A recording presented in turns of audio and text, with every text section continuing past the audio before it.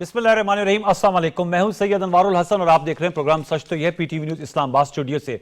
Supreme Court of Pakistan में article 621F के तहत सियासतदानों की ताहयात नहली केस से मुतल्लिक आज अहम समाअत हुई। एक दिन के वक्फे के बाद 7 रुकनी लार्जर बेंच ने दिन भर समाअत की। इस मौके पर मुअज़्ज़ज़ अदालत की जानिब से अहम रिमार्क्स भी सामने आए। एक मौके पर चीफ जस्टिस साहब काजी फैजीजा साहब ने कहा कि 8 फरवरी को मुल्क में इलेक्शन हो रहे हैं, कोई कंफ्यूजन ना फैलाई जाए।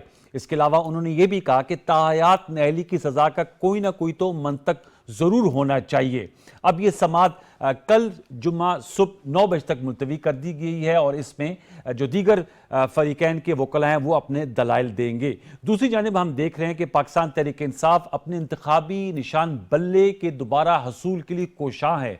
गुज़िश्ता रोज़ पेशावर हाई कोर्ट की जानिब से फैसला सामने आया था जिसमें जो हुक्म इम्तना दिया गया था इलेक्शन कमीशन के 22 दिसंबर के फैसले को उसे ख़त्म करके दोबारा उस फैसले को बहाल कर दिया गया था। सुप्रीम कोर्ट में आज दरख्वास्त दायर कर दी है पाकिस्तान तहरीक इंसाफ की जानिब से, जिसे मंजूर भी कर लिया गया है। इसके अलावा हमने देखा कि लाहौर हाई कोर्ट की जानिब से भी पाकिस्तान तहरीक के इंसाफ की जानिब से इंतखाबी निशान बल्ले के हवाले से दरख्वास्त दी गई थी, जिसका फैसला गुज़िश्ता रोज महफूज किया गया था। आज इसे नाकाबिल समाअत करार देकर दरख्वास्त को खारिज कर दिया है। पॉलिटिकल फ्रंट की अगर बात करें तो पाकिस्तान पीपल्स पार्टी की कल अहम बैठक हुई।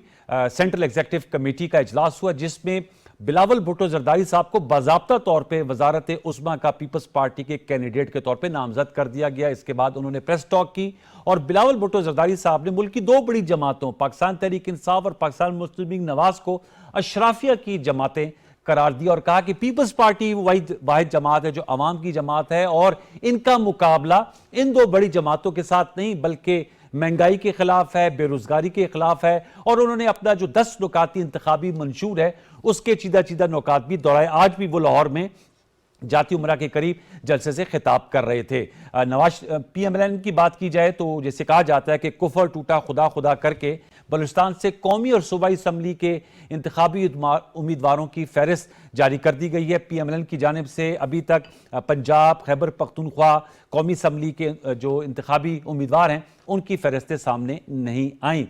फिर अब आज से अपीलों का सिलसिला भी शुरू हो गया जिनके कागजात नामजदगी मुस्तरद हुए थे या मंजूर हुए थे और उस सिलसिले में हम देख रहे हैं कि इलेक्शन ट्रिब्यूनल 10 जनवरी तक सुनकर फैसले सुनाएगा, जिसके बाद फिर इलेक्शन कमीशन हतमी फहरिस्त जारी करेंगे। तो इस पर्सपेक्टिव से आज हम गुफ्तगू करेंगे इंतहाई जामे और मुतफ़र हमारे साथ शरीक गुफ्तगू का तारुफ आपसे करा देते। हमें ज्वाइन किया है जनाब सेनेटर डॉक्टर हुमायूं मोमन साहब ने इस्लामाबाद स्टूडियोज में नशिस्त कर रहे हैं। पाकिस्तान तहरीक इंसाफ के मरकजी रहनुमा में आपका बहुत शुक्रिया। हमें ज्वाइन किया है सेनेटर डॉक्टर अफनानुल्लाह खान साहब ने स्काइप वीडियो लिंक पर। PMLN से आपका ताल्लुक है, मरकजी रहनुमा में आपका बहुत शुक्रिया। हमें ज्वाइन किया है हाफिज एहसान खोकर साहब ने, सीनियर एडवोकेट हैं सुप्रीम कोर्ट और माहिर कानून है, आपका बहुत शुक्रिया। और टेलीफोन लाइन पर अखुंज़दा चट्टान साहब हमारे साथ मौजूद हैं जो पाकिस्तान पीपल्स पार्टी की सेंट्रल एग्जीक्यूटिव कमेटी के मेंबर हैं और ऑब्वियसली साबिक मेंबर कौमी असम्बली, उनका भी बहुत शुक्रिया।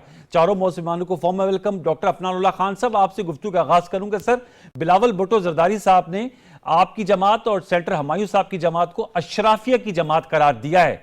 पहले तो इस पर मैं आपका कमेंट चाहूंगा, क्या आप लोग इलीट्स की जमातें हैं उनके बकौल? जी इस्लाम बिस्मिल्लाहिर्रहमानिर्रहीम।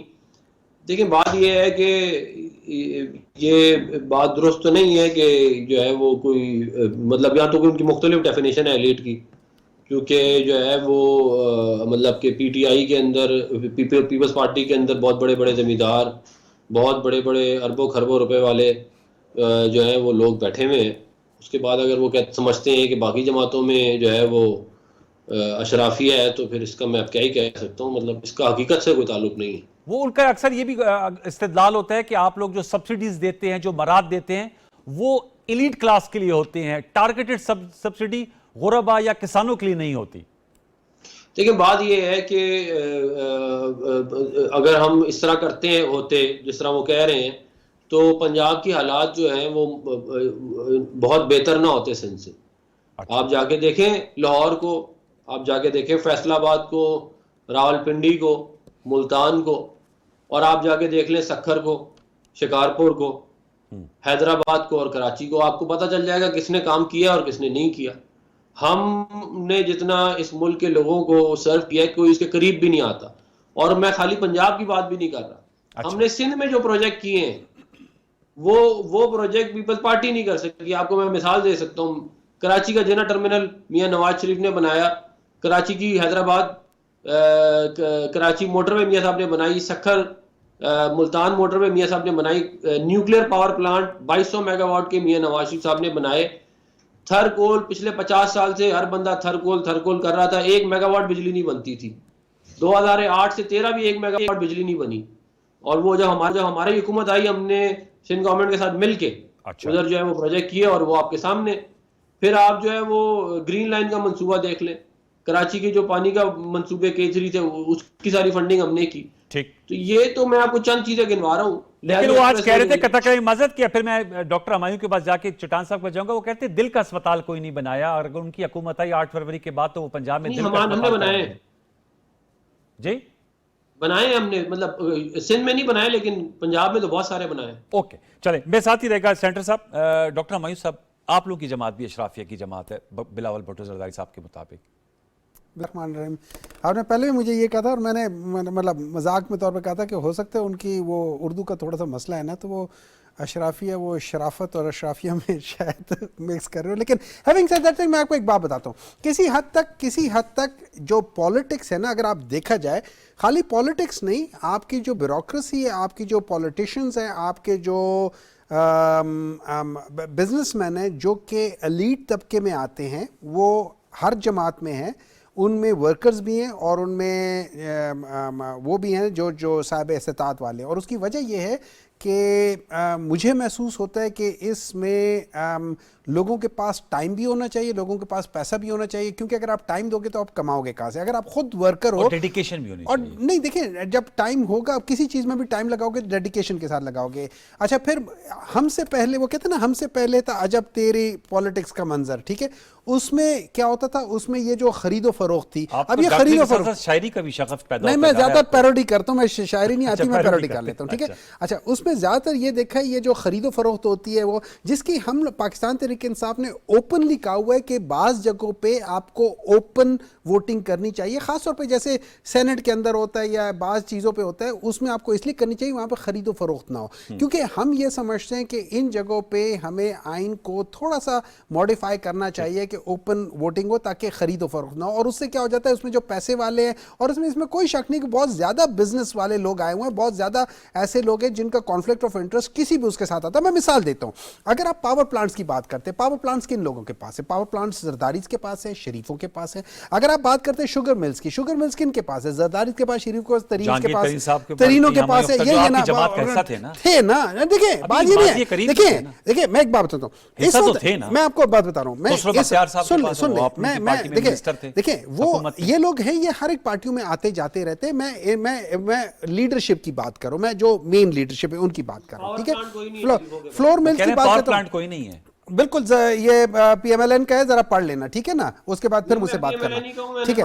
अच्छा, LNGs की बात करते हैं, वो इन्हीं लोगों के पास, इनके पास ही है, और ये लोग किसी और को लाइसेंस भी नहीं दे सकते। मजे की बात ये है कि अगर आप देखे जाए 1% एलीट, पाकिस्तान की जो एलीट है, वो पाकिस्तान का 9% GDP उनके पास है। 1% एलीट के पास 9% GDP है। अच्छा, पाकिस्तान के 1.1% कैप्चर आप लोग भी नहीं छोड़ा सकते। नहीं, एलीट देखिए, वो एक माफिया है, वो इसलिए नहीं कर सकते, उसके अंदर ये सारे इंटरकनेक्टेड हैं, चाहे वो पार्टियों के अंदर भी उनकी जड़ें हैं, हर जगह पे है, हर जगह पे। उनको चेंज करने के लिए, देखिए, that is one of the reasons कि हम लोगों को ये एक वाहिद वजह थी कि पाकिस्तान तहरीक इंसाफ की जगह बनी थी पॉलिटिक्स में, कि हम लोग उसी को चेंज करने निकले थे। दरमियान में हमने गलती जरूर की थी कि हम लोग उनमें से बाज लोगों को साथ ले आए थे, नहीं लाना चाहिए था, लाना चाहिए था, इट्स अ डिफरेंट डिबेट, ठीक है?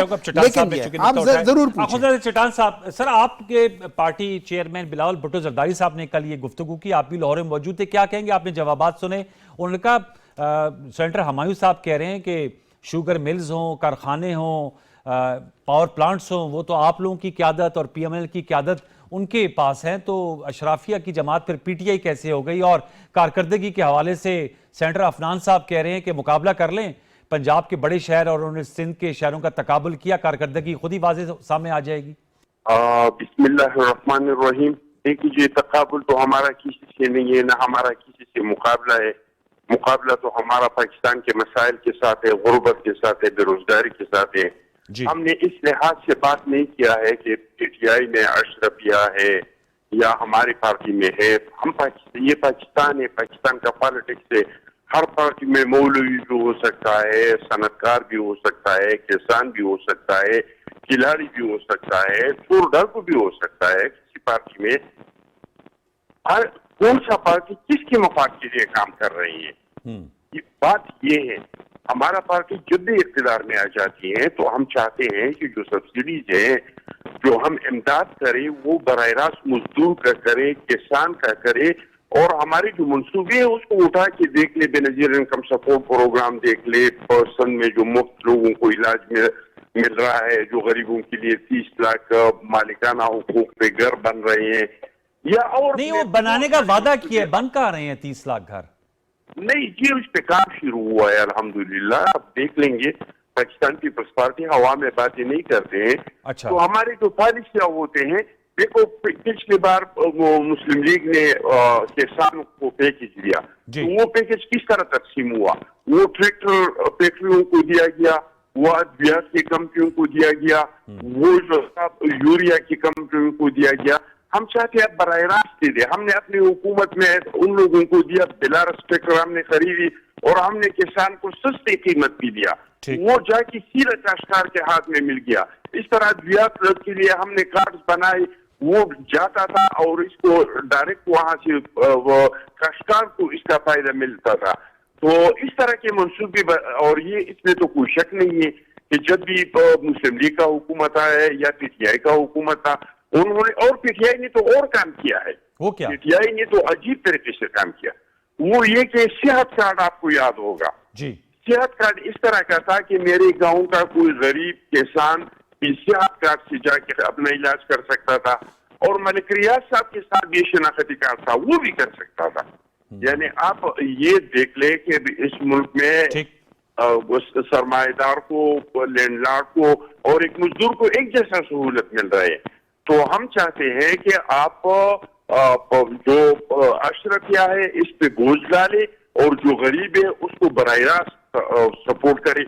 और ये पाकिस्तान पीपल्स पार्टी की पॉलिसियां हैं, ये आपको हर हुकूमत में नजर आएंगी, चाहे वो शहीद जुल्फ़िकार अली भुट्टो साहब का हुकूमत था, चाहे वो मुहतरमा की हुकूमत थी। उन्होंने वो लेडीज हेल्थ वर्कर बनाए, क्योंकि गांव में जो ख्वातीन थे इसके ज़िंदगी के अमल में अमवात होते थे इनको तो हमारे बहुत सारे ऐसी चीजें हैं कि वो मकबूल सबूत है कि पाकिस्तान पीपल्स पार्टी गरीब, मजदूर, किसान, हारी, इन लोगों की पार्टी है, ये अशरफिया की पार्टी नहीं है। और साथ हजार ऐसे मंसूबे में बता सकता हूँ इनकी हुकूमतों में कि वो सारे के सारे सिर्फ अशरफिया के लिए था, इसमें गरीब को कुछ नहीं मिलता था। मेरे साथ रहेगा हाफिज साहब, एक कानूनी नुक्ता आपसे जानना चाहूंगा। बिलाल भुट्टो जरदारी साहब की बात हो रही, कल उन्होंने बात की और कहा कि जो नवाज शरीफ साहब हैं वो इलेक्शन के लिए अहल नहीं है। किस पर्सपेक्टिव से उन्होंने ये बात की? क्योंकि उनकी तो जो सजाएं थी एमन फील्ड, अल अजीज़िया, वो तमाम जो हैं अब वो ख़त्म हो गई हैं, और सुप्रीम कोर्ट, जैसे मैंने प्रोग्राम के इब्तिदाई में कहा, वो तायात नैली का केस भी सुन रहे हैं। तो बिलाल भुट्टो जरदारी साहब ने कहा कि उनकी दानिश में वो अभी अहल नहीं है, कायद PMLN, और ज़ाहिर बात है बानी चेयरमैन PTI जो है वो भी नाअहल हैं। आप इस एज ए लॉ प्रैक्टिशनर किस तरह देखते हैं इसको?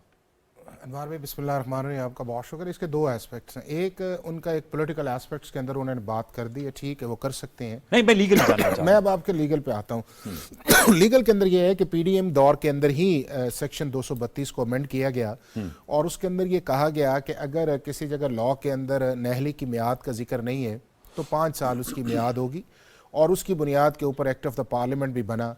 अब एक डिबेट ये चल रही है कि क्या सुप्रीम कोर्ट ऑफ पाकिस्तान की जो 2018 की जजमेंट है, जिसका समीउल्लाह बलोच के नाम से याद की जा रही है और डिस्कस हो रही है, क्या उस जजमेंट को, सुप्रीम कोर्ट ऑफ पाकिस्तान की जजमेंट को पार्लियामेंट अपनी लेजिस्लेशन से नलिफाई कर सकती है या नहीं कर सकती, या पार्लियामेंट की जो लेजिस्लेशन है 232 के नीचे उसका ओवरराइडिंग इफेक्ट है या नहीं है।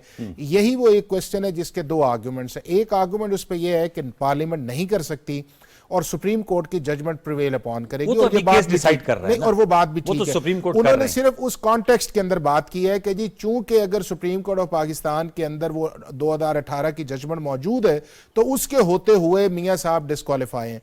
अब ये है कि जो 2018 की judgement Supreme Court of Pakistan के अंदर डिबेट चल रही है, जिस पे आज भी हेयरिंग आई है और अगले कल मेरा भी ख्याल है होगी। कल इसके ऊपर वो हेयरिंग जब क्लोज हो के शॉर्ट ऑर्डर आ जाएगा, अच्छा, उसके अंदर कल मुतवक्की है मुतवक्की है उसके अंदर। जुम्मे को चूंकि ये है ना कि ऑर्डर आ जाएगा, आपका 10 फैसला। तक आपके ट्रिब्यूनल्स हैं और आपकी 11 को इलेक्शन कमीशन के प्रोग्राम के मुताबिक लिस्ट है, 12 को आपने विदड्रॉ करना है, 13 को आपने कैंडिडेट्स देने हैं। तो मेरा ख्याल है कि सुप्रीम कोर्ट ये चाह रही है कि ये जो कॉन्स्टिट्यूशनल कंट्रोवर्सी है इसको हम फाइनल लिस्ट से पहले इसको हम रिजॉल्व कर दें। अब आगे उसके अंदर जो बड़ी इंपॉर्टेंट चीज ये है कि आर्टिकल 62(1)(f के नीचे किसी भी मियाद का जिक्र नहीं है कि 5 साल होगी या 10 साल होगी। ना सुप्रीम कोर्ट ऑफ पाकिस्तान के 63 के अंदर मियाद का जिक्र है कि जब उन्होंने वो जजमेंट दी, आपको याद है कि जब पंजाब के अंदर डिफेक्शन क्लॉज आई थी तो उन्होंने सिर्फ उसके अंदर कहा। लेकिन 62(1)(f के अंदर सुप्रीम कोर्ट ने कहा कि जितनी देर तक डिक्लेरेशन किसी कोर्ट ऑफ लॉ का मौजूद है उतनी देर तक आपकी डिस्क्वालिफिकेशन है। अब इस चीज फैसल को वाटा केस में तो नहीं 5 नहीं साल के नहीं लिए नहीं नहीं उसके अंदर अभी ये है 62(1)(f के कि तहत हुए अगर थे। अनवार भाई देखा जाए तो सुप्रीम कोर्ट ऑफ पाकिस्तान की ये जो 62(1)(f की जजमेंट्स हैं ये स्टार्ट होती हैं 2002 के बाद, जब मुशर्रफ साहब ने इस मुल्क के अंदर बीए की डिग्री को किया और लोगों ने बोगस डिग्रीज दी, रॉन्ग डिक्लेरेशंस दिए।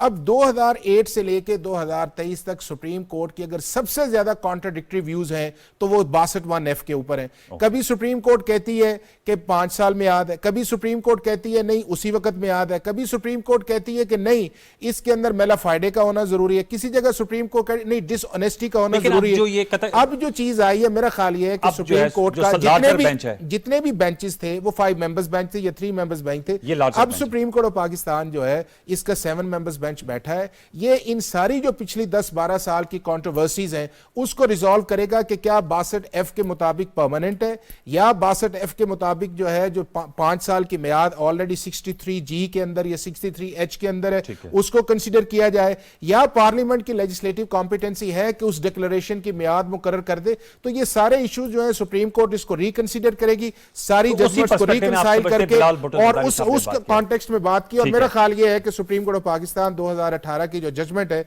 उसको रिविजिट करेगी। जो ऑब्जर्वेशंस भी आ रही हैं या जिस तरह सुप्रीम कोर्ट ऑफ पाकिस्तान का मूड लग रहा है आप कह रहे हैं रिविजिट रिविजिट हो गई। इस पे एक छोटा सा वक्फा शामिल करते हैं, वक्फे के बाद आएंगे, तो आगे बढ़ेंगे, हमारे साथ रहिए।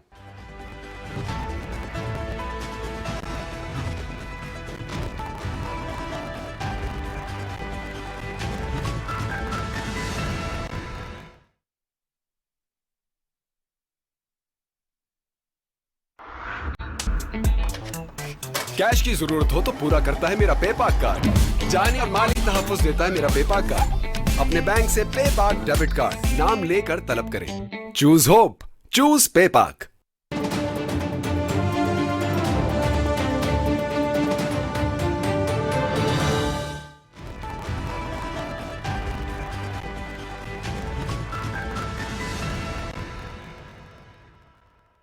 Welcome back.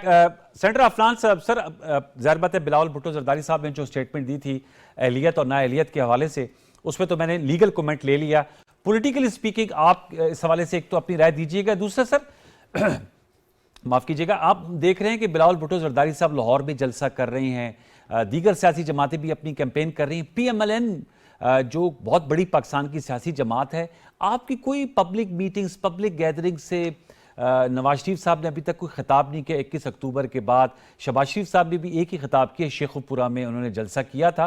तो वजह क्या बन रही है? आप तो इलेक्शन में 6 वीक्स रह गए, 6 हफ्ते रह गए, PMLN फोर फ्रंट पे आके अवामी राब्ता मुहिम में उनकी मरकजी क़यादत नजर नहीं आ रही। देखिए बात ये है, ये बात बहुत सारी जगहों पे की गई है, लेकिन अगर आप पुराने इलेक्शंस का स्केड्यूल निकाल के देखें, बिलखुसूस 2013 का, तो आपको इस बात का अंदाज़ा हो जाएगा कि जो इलेक्शन जो है वो शुरू तभी होता है जब आप टिकट अवॉर्ड कर देते हैं। ठीक, टिकट अवॉर्ड करने के बाद आपकी कंफर्मेशन जब हो जाती है सीट की, जो कि होनी है बिल्कुल मेरा हालत 13 तारीख तक ये सारा मामला होना है। उसके बाद ये जो कैंडिडेट्स हैं ये लोग जाते हैं अपने अपने हलकों में और ये फिर शुरू करते हैं अपनी जो है वो कॉर्नर मीटिंग और जलसे। उसके अंदर फिर आपकी जो क़यादत होती है वो जाती है। अभी तो टिकटें बांटने का प्रोसेस चल रहा है बहुत ना, तवील उसके नहीं हो अंदर गया? जो है टिकट वो बांटने का प्रोसेस 2 दिसंबर का शुरू हुआ है, आज 4 जनवरी हो गए। वो उसमें टाइम लगता है। ये 2 दिसंबर का नहीं शुरू हुआ, ये फरवरी पिछले साल, बल्कि जनवरी पिछले साल का ये शुरू है ये प्रोसेस।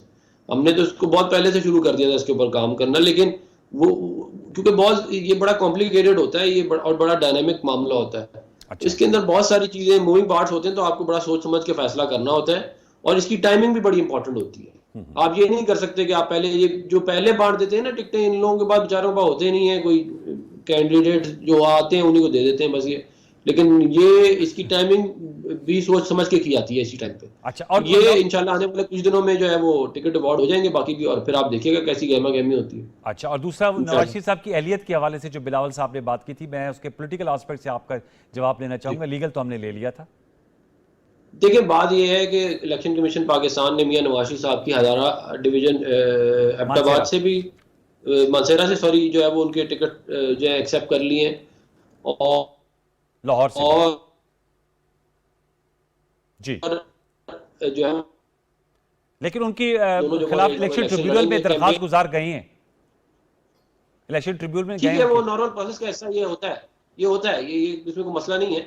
वो ये हमने तो बहुत दफा ये वाला प्रोसेस गुजारा हुआ है। वो फजूल से एतराज़ात होते हैं, ज़्यादातर वो हट जाएंगे और वो मामला जो है वो आगे चल पड़ेगा। और ये इंशाल्लाह इस मुल्क में 8 फरवरी को इलेक्शन होगा, और इंशाल्लाह अल्लाह ताला की मेहरबानी से और आवाम के वोटों से इंशाल्लाह हम हुकूमत बनाएंगे। और ये जो मेरे भाई भी बात कर रहे थे एलीट कैप्चर की, मैं इनके एक सिर्फ उनकी याद जाने के लिए एक बात कर देता हूँ। ये बात पब्लिश भी हुई है, ये मैं ऐसे नहीं कर रहा कि इनके LNG भी हैं और पावर प्लांट, हालांकि है ही कुछ नहीं। $3 अरब कोविड-19 के ऊपर बाहर से हमें मिला था पाकिस्तान को। वो $3 अरब के $3 अरब इमरान खान साहब ने जो इस वक्त के तकरीबन को 600 अरब रुपए बनते थे, वो 0% इंटरेस्ट के ऊपर जो है वो बिजनेसमैन को बांट दिए थे पाकिस्तान के। तो ये एलीट कैप्चर ना करें। मेमन डैम का ठेका जो है वो डेस्कॉन को दिया गया, जो मिनिस्टर था आपकी कैबिनेट के अंदर, दाऊद साहब जो थे।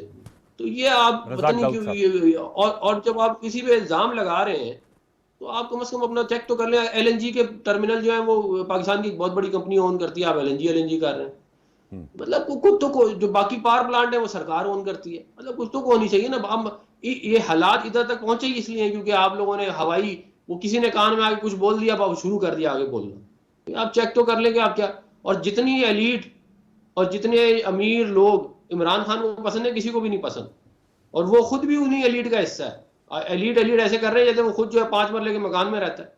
सबसे बड़ी 600 कनाल का उसका इस्लामाबाद में घर है, और एलीट आप कर रहे हैं। असासे जो है वो देखें कहां से कहां पहुंच गए। वो उधर कोई है ही नहीं है, कहते हैं अजीब मामला है, कहते हैं है ये। चलें, ये मैं पूछता हूँ सर, फैक्ट चेक्स जो हैं वो कह रहे हैं ना कोई LNG है ना कोई पावर प्लांट है, और $3 अरब जो हैं वो उन्हीं एलीट कैप्चर जो आप जिसका शिकवा भी कर रहे थे वो उन्हीं में दे दिए गए थे। देखिए, मुझे नहीं मालूम कि वो 6 अरब किस लिहाज से दिए गए थे, लेकिन मैं मिसाल Zero, देता हूं। interest पे ना loans दिए गए थे, वो ये कह रहे हैं। दो चीजें ठीक है। इस तरह है कि अगर हम इस वक्त अगर हम देखें, थोड़ा सा रिवर्स बैक करें, देखें कि जो जब कोविड आया था पूरी दुनिया में बहुत ज़्यादा प्रॉब्लम हुई थी। अब हम लोग सब्सिडी दे सकते हैं लोगों को कि मसला इधर कम कर दो, या हम जो जॉब क्रिएशन करते हैं प्राइवेट, उसमें हम उनको सब्सिडी दे सकते हैं कि आप जॉब क्रिएशन रहने दो, प्राइवेट जॉब क्रिएशन रहने दो। ठीक है, ताकि वो लोग काम करते रहें और वहाँ से उनकी तनख्वाहें रहें। सही, that is the right way of poverty alleviation. ठीक है, अगर हम देखें रिजल्ट, देखें ओरिएंटेड रिजल्ट देखें कोविड के बाद का, तो Pakistan was probably one of the top 2 और 3 जो दुनिया के मुल्क थे जिन्होंने कोविड को सबसे अच्छे तरीके से, जिसमें हमारा जो दिहाड़ीदार तबका है ना उसके ऊपर भी असर नहीं आया। तो ये चीज होती है, ये नहीं जो भी थी ना, ये वो पॉलिसीज होती हैं जिसमें आप उन पैसों को तरीके से इस्तेमाल करते हो, और आप अगर किसी को दे रहे हो सब्सिडी, आप इसलिए दे रहे हो कि आप लोगों को जॉबलेस ना करो, उनको जॉब से ना निकालो। नहीं, तो वो उसके बता रहे हैं पीछे कि से- तो बहुत बड़े ठीक है। सरमायादार थे ना, वो तो ठीक है, जॉबलेस मेरी बात नहीं होते सुने, ना। जो सरमायादार की बात नहीं करो, उन्होंने आगे लोगों को रखा होता है ना जॉब पे। अगर सारी फैक्ट्रियां बंद है, कुछ चीज बन नहीं रही, उन दिनों में सारी चीजें थी, तो फिर ठीक उस लिहाज से ये होता है। तो इट वाज ओरिएंटेड टुवर्ड्स के लोग किसी ठीक को है। जॉब से ना निकाले। पॉइंट ठीक टेकन। अब जैसे मुझे एक चीज़ है, बताया ठीक है। अब मैं इंतखाबी बताता हूं। निशान जो बल्ला है, ठीक है, देखिए उस पे भी जरा जानना चाह रहा हूं ना। देखिए मैं वो दोबारा देखिए छिन गया आपसे। देखिए इससे ये है, मेरे लिहाज से जब हम बात करते हैं लेवल प्लेइंग फील्ड की, या जब हम बात करते हैं इक्वल अपॉर्चुनिटीज़ की, ठीक है, तो उसमें ये होता है कि आप बाज़ चीज़ें सज़ा ज़रूर दें, हर चीज़ करें, लेकिन बाज़ चीज़ें शनाख्त होती हैं। वो अगर आर्टिकल 17 के लिहाज से देखें तो आप किसी से उसकी शनाख्त नहीं ले सकते। आप किसी से उनको जो एक पॉलिटिकल पार्टी की जो शनाख्त है, आप उनको उससे ले नहीं सकते। ठीक है, अब इसमें अगर आप करें और आप मेरा एक सवाल है, नहीं हम खामोश नहीं थे। सेनेट इलेक्शन में थे ना, ले ली गई थी ना, ये अफनानुल्लाह साहब की जमात से ले लिया नहीं, गया था देखिए ना, उनसे शेर का निशान। एक मिनट है, उनसे शेर का निशान लिया नहीं गया था। एक मिनट देखा, मैं जमात से शेर का निशान, एक मिनट है जय, एक मिनट है ना, मैं जमात से शेर का निशान ले लूं, that is one thing. Okay, general election में मैं अगर इमरान खान चेयरमैन होते और वो साइन करते और वो डिस्क्वालीफाई हो जाते, तो बाय डिफॉल्ट वो निशान चला जाए, दैट्स अनदर थिंग। यहां पे लिया जा रहा है, उसमें हमने इसको प्रियम्प्ट करते हुए वो करेंगे। एक मिनट है जय ना, एक मिनट है जय, आप अफनान साहब कोशिश किया करें, जब कोई दूसरा आदमी बोल रहा है ना, तो थोड़ी देर के लिए खामोश रहा करें, थोड़ी देर के लिए खामोश रहा करें। That's one of the reasons I try to avoid you, कि भाई आप दरमियान में बहुत बोलते हो। ठीक है, मैं इसलिए आप बहुत बड़े बड़े इल्जाम लगा देते हैं, तो मैं एक मिनट है ना भाईजान, देखिए अफनान आई एम सॉरी यार, मैं इस किस्म के वो करता नहीं हूं, मैं खामोशी से सुनता हूं, जो मर्जी कर ले। तो जब मैं बोल रहा हूं तो आपको जितना मर्जी नागवार गुजरे, प्लीज खामोशी से सुन लिया करें, थोड़ी देर के लिए कोई कड़वा घूंट भी पीने के आदी हो जाए करें। ठीक है ना, चलिए आप कह रहे हैं मैं अब कड़वा घूंट पी लिया। हाँ पिए, बिल्कुल पिए। ठीक है, थैंक यू वेरी मच। आप बात कर रहे थे, देखिए मुझे याद नहीं होगा, आपका इंतखाबी निशान जो है उसके लिए अब आप लोग सुप्रीम कोर्ट गए, मैं जरा स्ट्रेटेजी जानना चाह रहा हूं। देखिए उसमें बिल्कुल सुप्रीम कोर्ट गए हैं, अब मैं आगे सुप्रीम कोर्ट क्या डिसीजन लेते हैं क्या नहीं लेता है वो और बात है, लेकिन जो ओवरऑल मुझे इससे काफी नुकसान हो रहा है, आप लोगों को नुकसान होगा अगर बल्ला नहीं होगा इलेक्शन में। अगर इलेक्शन कमीशन में मेरी अगर आइडेंटिटी खत्म हो जाती है, तो मुझे अपनी आइडेंटिटी, आप चले जाएं, अमेरिका चले जाएं और आपसे मैं आपका पासपोर्ट और आईडी कार्ड छीन लूं, आप वहां क्या बताते लोगों के कि मैं कौन हूं? लेकिन वो तो सर उनका इलेक्शन सही नहीं सुन ले मेरी बात सुने ना, अगर हमने गलत कराया था, मुझे ये बात बताएं, इलेक्शन कमीशन उस पर 2.5 माह क्यों बैठा रहा? जो फैसला महफूज किया, फैसला क्यों 2.5 माह महसूस किया? वो हमें उसी वक्त बता देता, हमारे पास टाइम होता, हम उसको प्रॉपर तरीके से करते हैं। यहाँ पे मेलाफाइडी बीच में नजर आता है। अब आप अगर चीजें होती ना, देखिए ना, तो आपको पूरी उम्मीद है कि सुप्रीम कोर्ट से आपको इस हवाले से रिलीफ मिलेगा। मैं उम्मीद ही कर सकता हूं सुप्रीम कोर्ट कर लेंगे, लेकिन मैं जो बात करना चाह रहा था, जो ओवरऑल मुझे जिस तरीके से हालात हो रहे हैं ना, जिस तरीके से स्पेशल बुलाया जा रहा है, जिस तरीके से स्पेशल सारी कहानियां हो रही है, मुझे ऐसे लगता है जैसे सारी जो इलेक्शन कमीशन, जो सारी चीजें, वो सारे मिल मिला के एक चीज के ऊपर फोकस कर रहे हैं। वो फोकस कर रहे हैं कि हम मतलब आप किसी की नाअहली तो खत्म कर सकते हो, नालायकी कभी नहीं खत्म कर सकते हो। वो कोशिश करें हम इसको किस तरीके से दोबारा उसमें ले आए, हालांकि वो है नाअहल। अच्छा चलें ठीक है। अखुज़त चट्टान साहब आपसे मैं जानना चाहूंगा, एक तो इस हवाले से जो अब तक डिबेट हुई, आप भी अपना कमेंट कीजिएगा। दूसरा, आप बाजोड़ में से इलेक्शन लड़ते हैं, जमीयत उलमा इस्लाम ने इलेक्शन कमीशन को लेटर लिखा है और उन्होंने कहा है कि हमें पुरअमन माहौल में इलेक्शन कैंपेनिंग के लिए एक इनेबलिंग इन्वायरमेंट चाहिए। साथ में मौलाना फजल रहमान साहब ने कहा कि वो घर से बाहर निकलकर अवामी राब्ता मुहिम नहीं कर सकते। आपका इलाका जो है वहाँ पर भी हमने देखा था, मौलाना साहब की जमात पे खुदकुश हमला हुआ था जलसे में, और हाफिज़ अहमदुल्ला साहब तो एक और हमले में ज़ख्मी हुए थे, लेकिन वहाँ बहुत सी शहादतें भी हुई थी, ये नहीं जा सके थे। क्या कहेंगे इस वक्त खैबर पख्तूनख्वा में सिक्योरिटी इन्वायरमेंट कैसा है, और आपको अपनी अवामी राब्ता मुहिम में मुश्किलात दरपेश हैं या आप अभी इंगेज कर पा रहे हैं? देखिए जी, हकीकत तो ये है कि जमात उलमा इस्लाम को, पाकिस्तान पीपल्स पार्टी को और अवामी नेशनल पार्टी को इस तरह का माहौल नहीं है जिस तरह के तहरीक इंसाफ को है। या जमात इस्लामी को है अच्छा, या मुस्लिम लीग नून को है, वो दिन रात अपना कैंपेन कर सकते हैं। हम इस तरह ज्यादा अपना चारदीवारी के बाहर कैंपेन नहीं कर सकते हैं। लेकिन बहरहाल हकीकत ये भी है कि जितना 2008 में हालात खराब थे इतना अब खराब नहीं है। दूसरी बात ये कि पाकिस्तान का जो अमन अमान का मसला है ये कोई अब से नहीं है, ये तो 79 से है।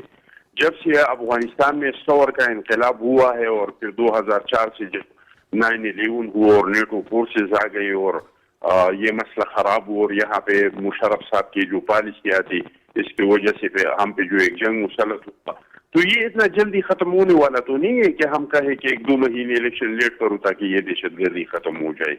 दूसरी बात ये कि हकीकत तो ये है कि दहशतगर्दी ने बिल्कुल बदतरीन शक्ल में सर उठाया है। लेकिन मसला ये है कि जब 2007 में किश्तवाड़ से पाकिस्तान का झंडा उतारा गया, जब बलूचिस्तान में तराना बजाना बंद हुआ, जब रेट ऑफ द गवर्नमेंट खत्म हुआ, जब फजल रहमान साहब ने खुद कहा कि भाई ये पसंद ये मरगला के पहाड़ों तक पहुंचे, तो जब आपने इलेक्शन किया तो हालात दुरुस्त हो गए।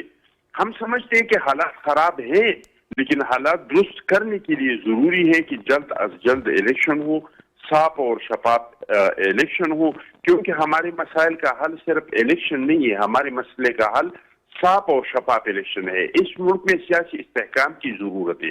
सियासी इस्तेहकाम तब आएगा जब इलेक्शन साफ और शफाफ होगा। अगर इलेक्शन साफ और शफाफ नहीं हुआ और जो हुकूमत वजूद में आया इस पे इल्जामात लगे कि ये तो लाड ले आ गई, ये तो बैसाखियों पे आ गई, ये तो आई नहीं है, ये तो लाए हैं, फिर इस मुल्क में सियासी इस्तेहकाम नहीं आएगा, फिर हमारा मईशत मजबूत नहीं होगा, फिर दहशतगर्दी का जंग का हम इस तरह मुकाबला नहीं कर सकेंगे। तो हम इलेक्शन लेट करने के लिए समझते हैं कि इस चीज में इलेक्शन लेट होने से इजाफा होगा। जितना जल्द हो सके, अब सुप्रीम कोर्ट ने एक डेट दिया है तो इस पे हो जाए। आप लोगों ने फिर पहले बहस किया, ये निशान लिया गया, निशान दिया गया। हम तो जब पेशावर हाई कोर्ट ने फैसला किया और उसको निशान दिया, हमने इसका भी खैर मकदम किया, क्योंकि हम आईन और कानून के साथ है। अब अगर आईन और कानून किसी से लेता है तो इस पे हमें कोई एतराज नहीं है, लेकिन हमारे अदालतों से भी ये दरख्वास्त है कि वो नजरिए जरूरत के तहत जो फैसले हो रहे थे ये खत्म होना चाहिए। फैसले आईन और कानून के मुताबिक होना चाहिए। चाहे जरदारी साहब ने कोई जुर्म किया है, नवाज शरीफ साहब ने किया है, इमरान खान साहब ने किया है, अगर कानून कहते हैं कि उसको सजा मिलना चाहिए, ये चीज उसको इनसे लेना चाहिए, इनसे ले लो, चाहे निशान हो, जो चीज हो। अगर आईन कहते हैं कि उसको दे दो तो उसको दे दो। खुदारा इस मुल्क को आईन और कानून के मुताबिक चलाए। नहीं, आपने बड़ा अहम नुकता उठाया। मैं आता हूँ हाफिज साहब, आपस में जो जी मैं आपके साथ, लेकिन सेनेटर अफनान साहब, सर ये मैं जानना चाह रहा हूँ, जो खुर्शीद चट्टान साहब ने बात की, शहबाज शरीफ साहब ने काफी क्रिटिसाइज किया था जब पेशावर हाई कोर्ट ने हुक्म इम्तना दे दिया था इलेक्शन कमीशन के फैसले के हवाले से। अब पेशावर हाई कोर्ट ने उसको विकेट कर दिया है और अब पीटीआई जो है वो सुप्रीम कोर्ट गई है। आप क्या कहेंगे? आपने सुना आपके कुलीग हैं सेनेट में, वो कह रहे थे कि ये तो हमारी शनाख्त है, अगर हमारी शनाख्त ही ले ली गई तो उससे तो जो उनके मुताबिक जो लेवल प्लेइंग फील्ड और जो अपॉर्चुनिटीज़ है उस वाले से हम तो we will be at a disadvantage. और जैसे खुर्शीद चट्टान साहब कह रहे हैं कि जब फैसला आया था, पीटीआई का स्टे दे दिया था, उनको इंटरिम रिलीफ मिला था, तो उन्होंने कहा हमने पीपल्स पार्टी ने इसको वेलकम किया था, अब ले लिया गया है तो हम कहते हैं फैसले आईन और कानून के मुताबिक हो। लेकिन शहबाज साहब, पीएमएल के सदर साहब, बहुत इस पर उन्होंने क्रिटिसाइज किया था फैसले को कि क्यों उनको इनसे इंतखाबी निशान इनको वापस दे दिया गया है।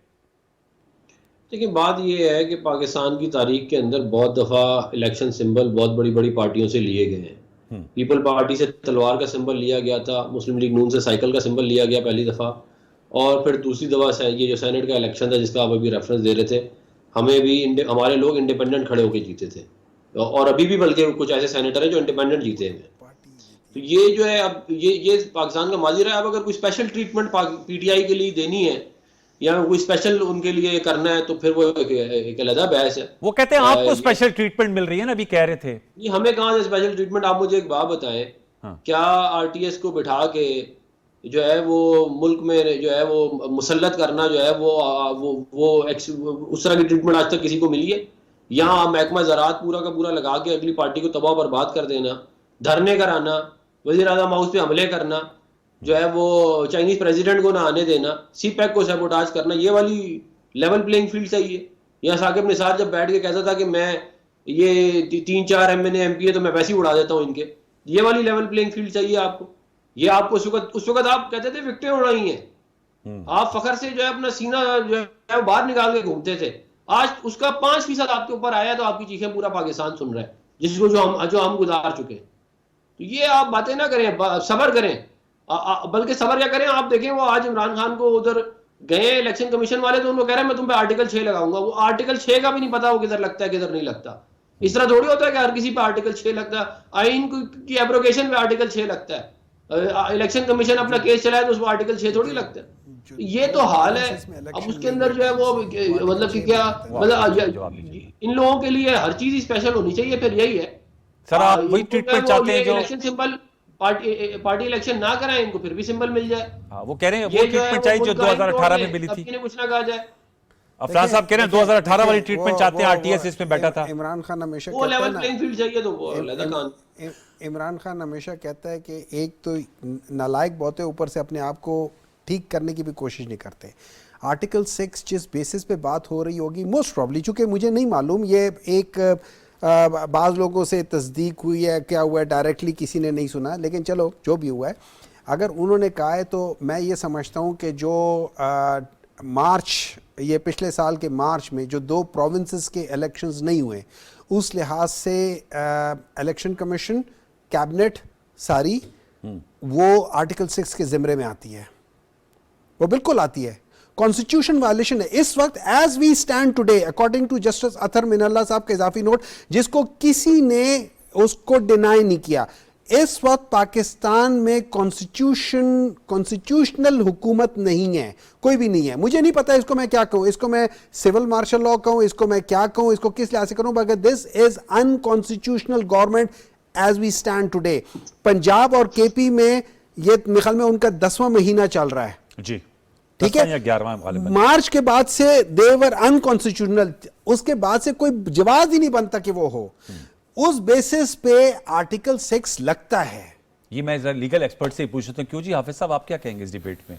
अनवार भाई, पिछले 10-12 साल से जो इस मुल्क के अंदर हो रहा है उसका रिजल्ट्स ये निकला ये है कि हम सारे ही कॉन्स्टिट्यूशनल एक्सपर्ट भी हो गए हैं, हम सारे ही लीगल एक्सपर्ट्स भी हो गए हैं, और आगे तो मौलवी साहबान फतवे देते थे, अब पॉलिटिशियंस फतवे देते हैं कि किस पे आर्टिकल 6 लगना चाहिए, किस पे आर्टिकल 6 नहीं लगना चाहिए।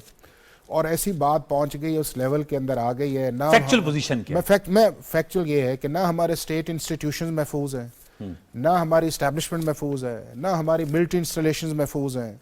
हम जो भी काम करते हैं फिर उसके ऊपर हम जो है वो बड़ा क्रेडिट लेते हैं कि हमने ये किया। अब आ जाते हैं इस चीज़ के अंदर कि आर्टिकल 6 जो है, आर्टिकल 6 का पहली दफ़ा पाकिस्तान की सुप्रीम कोर्ट ने कासिम सूरी की जजमेंट में जिक्र किया था कि आर्टिकल 6 लगना चाहिए, कि एक ऐसी वोट ऑफ नो कॉन्फिडेंस थी जो 95 जो आर्टिकल है उसको उड़ा के एक प्राइम मिनिस्टर ने एडवाइस किया और दूसरे प्रेसिडेंट ने उसको एंडोर्स किया, और मंदो खेल साहब का नोट है जिसको अभी भी सुप्रीम कोर्ट ऑफ पाकिस्तान ने उसका जिक्र किया है, जस्टिस जमाल मंदो खेल साहब। दूसरा उस वक्त मामला ये आया है कि जब पंजाब या उसके इलेक्शंस थे तो उस प्रोसेस के अंदर जब सुप्रीम कोर्ट ऑफ पाकिस्तान के पास ये मामला गया था तो उन कॉन्स्टिट्यूशनल वायलेशंस को एड्रेस करना सुप्रीम कोर्ट का काम था और उन्हें एड्रेस होना चाहिए था। तीसरा उसके अंदर जो इलेक्शन वाली बात है जिसके अंदर ये है कि जब सारी दुनिया को पता है कि आपकी जो 153 के अंदर सेंसस बन गया था डिजिटल, तो 90 दिन का पीरियड उस वक्त स्टार्ट होगा जब 120 दिन का पीरियड जब आपका ख़त्म होगा, और इसीलिए सुप्रीम कोर्ट ऑफ पाकिस्तान ने जो है इस सारी चीज़ को एंडोर्स करके 8 फरवरी की तरफ डेट गए। तो ये सारी चीज़ें ऐसी हैं कि जिसको कह देना जो है कि जी आर्टिकल 6 लगा दें या आर्टिकल 5 लगा दें, उसमें क्या था, ये उसकी बात कर रहे हैं जो पंजाब की और खैबर पख्तूनख्वा की असेंबलियों में कह रहे हैं। देखिए मैं अभी इसमें भी आ जाता हूं। आप कासिम सूरी पे आ गए, उसके बाद आप आ जाते हैं पंजाब के अंदर।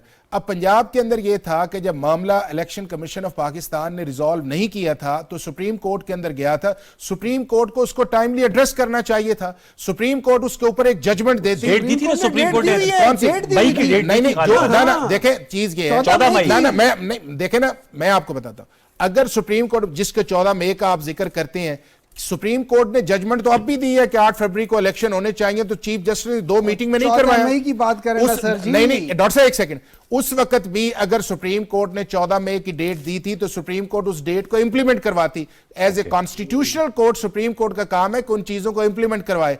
अगर केपीके के अंदर इलेक्शन नहीं होते थे तो सुप्रीम कोर्ट का काम था उसको इंप्लीमेंट करें। हमने बाहर बैठ के तो नहीं लड़ना ना कि हम इधर बैठ के लड़ाई करें और वो उधर से बैठ के लड़ाई करें। सुप्रीम कोर्ट हमें किसी न किसी जाके नहीं, और किसका काम है जी? वो जो इलेक्शन कमीशन का इलेक्शन देखिए अगर वो मामला लेकर सुप्रीम कोर्ट में चला गया था ना। देखिए पाकिस्तान डॉक्टर साहब उसमें मैं एक टुकड़ा कहता हूं, अभी जो 8 फरवरी का इलेक्शन शेड्यूल भी आया, आपको याद होगा सुप्रीम कोर्ट में केस हुआ, लाहौर हाई कोर्ट में आप लोगों के गए थे न्यायी साहब, तो उस पर उन्होंने कहा कि शेड्यूल भी कॉन्स्टिट्यूशनल डेविएशंस जहां पे भी होंगी, फाइनल आर्बिटर जो है वो आपका सुप्रीम कोर्ट, उसी ने इंटरप्रेट करना है और उसी ने चीज को आगे लेके जाना। और सुप्रीम कोर्ट का इसलिए डॉक्टर साहब जस्टिस सतर मिनल्ला ने तो और भी बहुत कुछ कहा हुआ है। जस्टिस सतर मिनल्ला ने तो जस्टिस मंसूर ने यह कहा था कि पहले यह पता करवाया जाए कि ये असेंबलियां तोड़ी किस लिए गई हैं। मैं सिर्फ इसलिए कहता हूं कि हमारे पॉलिटिशियंस जो हैं इन्हें थोड़ी सी मैच्योरिटी आनी चाहिए, इस मुल्क को आगे लेके जाना चाहिए। अब आप देखें जितनी बात कभी हुआ है कि जस्टिस का क्या हाल है, गवर्नेंस का क्या हाल है, महंगाई का क्या हाल है, लेवल प्लेइंग फील्ड पे बात हो रही है जी, वो पार्टी आगे जा रही है। और भाई अल्टीमेटली पाकिस्तान का आम आदमी किधर जा रहा है उसकी भी कोई बात करें, उसको लेके जाए। और जो लोग जिस चीज उनको चट्टान साहब, सर आपने 10% की एजेंडा दी, जरा उस पर भी जरा फोकस करते हैं। 30 लाख घर बनाएंगे आप लोगों ने कहा है, इसके अलावा आपने कहा 300 यूनिट तक जो बिजली है उसके लिए सोलर पैनल्स दिए जाएंगे, किसानों को सब्सिडी दी जाएगी, तनख्वाहें डबल कर देंगे। सर इसके वसाइल कहां से आएंगे? कल वो हमारे प्रोग्राम में रफीक रजवाना साहब थे, वो कहती है पल्ले नहीं धैला ते कर दी मेला मेला।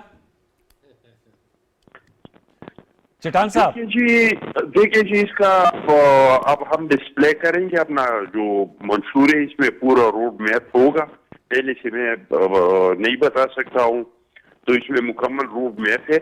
और अच्छा। पाकिस्तान पीपल्स पार्टी का तारीख उठा के देख ले कि हमने जब इंतखाबी मंशूर दिया है।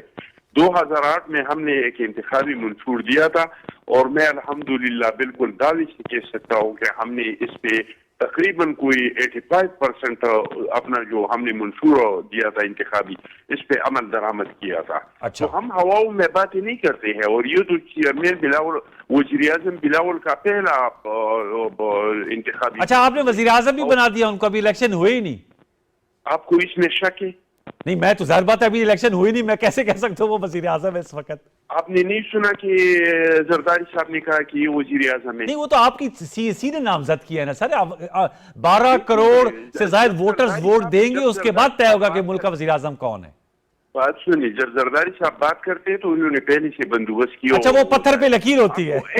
ये जरदारी साहब ने नहीं बनाना, आवाम ने बनाना है। सुनिए सिर्फ मेरा बात सुनिए। आपको याद नहीं है कि उन्होंने कहा कि मैं सेनेट से गिलानी साहब को जितवाऊंगा? फिर नहीं जीत सके थे, वो जीत गए थे सादिक से गिलानी साहब। वाले कह रहे थे ये किस तरह होगा, ये सारे पीडीएम वाला कह रहे थे हम इस्तीफा दे के घर जाएंगे, सब होगा जब हम इस्तीफा देंगे। जरदारी साहब ने कहा मैंने पीडीएम बनाया था इमरान खान साहब को निकालने के लिए, पीडीएम इसलिए नहीं बनाया था कि हम इस्तीफा दे के जाए।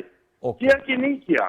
जरदारी साहब ने कहा पुख्तनख्वा, अक़वाम मुत्तहिदा ने उन्होंने केपीके को पुख्तनख्वा कहा, को पुख्तनख्वा बनाया कि नहीं बनाया? हाँ वो बनाया, वो नाम दिया है, नाम दिया, ये बात सही है आपकी। तो अल्लाह के फजल से, अवाम की दुआओं से बिलावल जो है वो वज़ीर आज़म है, वज़ीर आज़म बिलावल है। अभी तक हम उसको चेयरमैन बिलावल कहते थे, इसके बाद हम उसको वज़ीर आज़म बिलावल कहेंगे। ये तो आपने एक ब्रेक दे दी, बस अब क्लोजिंग, अफनान साहब क्लोजिंग कमेंट है सर। वो आपने देखा खुद चट्टान साहब के जो जरदारी साहब कहते हैं वो बात पूरी होती है, उन्होंने माजी के हवाले भी दिए, तो ये तो आपके लिए बड़ा लम्हा फिक्री है। वो कह रहे हैं वज़ीर आज़म है बिलावल साहब। लास्ट देखिए, ये तो ज़ाहिर है 8 फरवरी को जब इलेक्शन होगा तो उसका फिर जब रिजल्ट आएगा तो उस वक्त ही पता चलेगा कि कौन प्राइम मिनिस्टर है।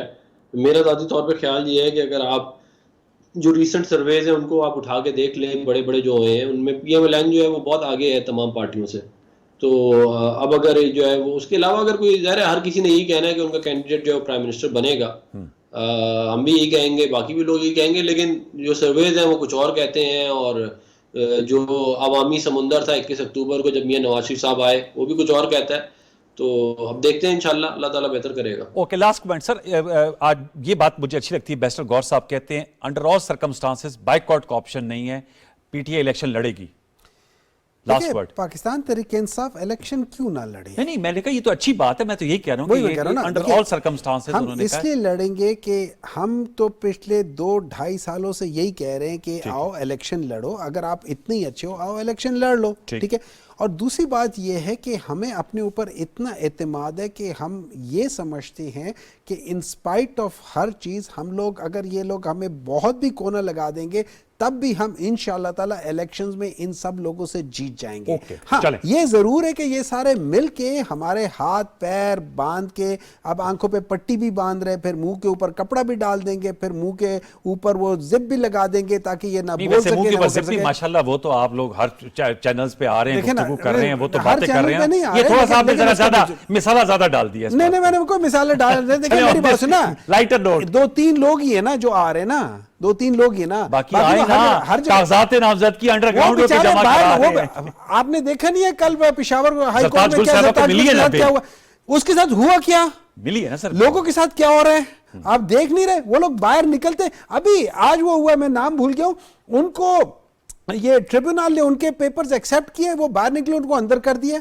चल अब वो ज़रबत आप शेख रशीद साहब के भी मंजूर हो गए हैं, सिप्तैन खान जो आपके स्पीकर थे पंजाब असेंबली के, उनके भी मंजूर हो गए हैं, तो साथ में ये चीज़ें भी हमारे सामने आ रही। वक्त खत्म हुआ जाता है, आपका बहुत शुक्रिया सेनेटर डॉक्टर हमायूं मोहम्मद साहब, हाफिज एहसान खोकर साहब, सेनेटर डॉक्टर अफनानुल्लाह खमसद चट्टान साहब ने हमें ज्वाइन किया, अपनी पार्टी का मौक़िफ़ दिया, और ज़ाहिर बात हर पार्टी का हक है कि वो दावे कर सकती है कि वो आइंदा इलेक्शन में जीतेगी, आवाम का एतमाद हासिल करेगी। व्यूअर्स, हमारे इस हफ्ते का अपने अख्ताम को पहुँचता है। इंशाल्लाह पीर को दोबारा ये जो मुल्की इंतखाबी सियासत है, इसके मुख्तलिफ जो जहते हैं, इस पर हम गुफ्तगू कर रहे होंगे। तब तक के लिए सैयद अनवारुल हसन पूरी प्रोडक्शन टीम को इजाज़त दीजिए, अपना बहुत सा ख्याल रखिए, अल्लाह ने के बाद।